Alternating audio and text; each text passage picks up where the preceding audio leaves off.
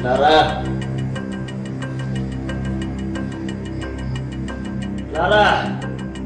Tinatawag kita, sumagot ka! Clara!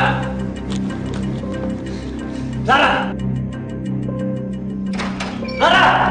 Huwag mong uubusin ang pasensya ko! Clara! Roman! Ano ba nangyayari? Hanapin niyo si Clara! Bilisan niyo! Sandali, ano? Umalis si Clara? Yan na nga bang sinasabi ko sa'yo eh. Ano naman kalokohan ang ginawa mo? I need to find my wife!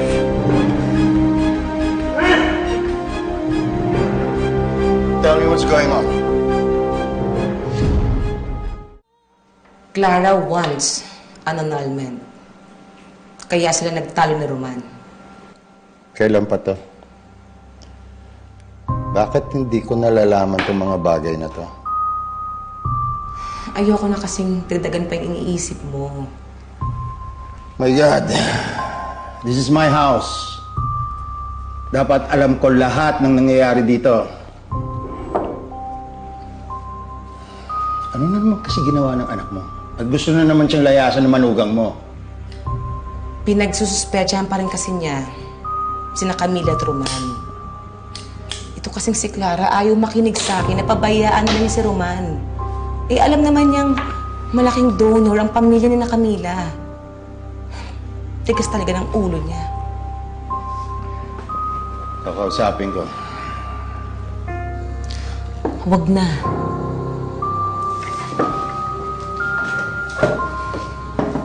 Moises, mas makikinig siya sa akin. Bilang babae rin ako. Kaya ako nang bahala kay Clara. Huwag mo nang problemahin to, ha?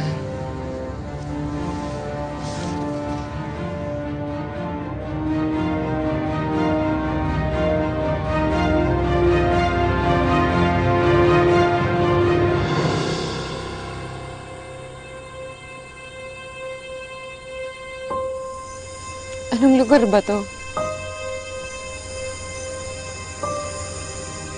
Tambahin ko.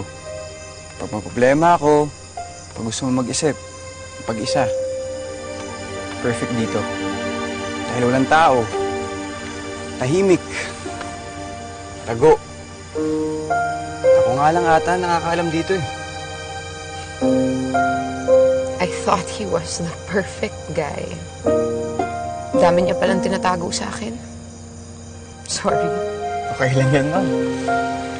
Kung kailangan mo ilabas, at ilabas mo.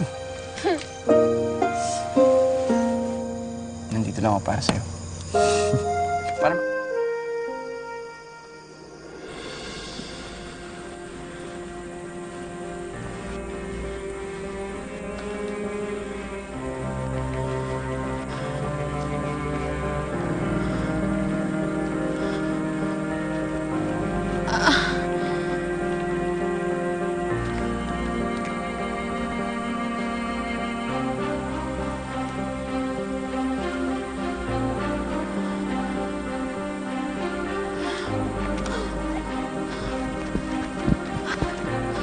Inay!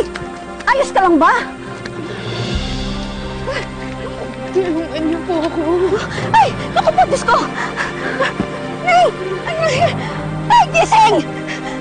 Diyos ko, Diyos ko! Tulong! Tulong!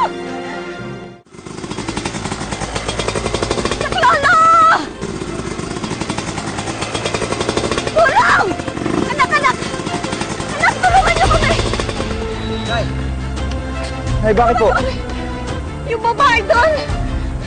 Saan? Namatay! Ha? Namatay yung babae! Tulungan niyo kami! Sige, saan po? Turo nyo. Doon? Opo! Sige, pumunta ako doon. Opo!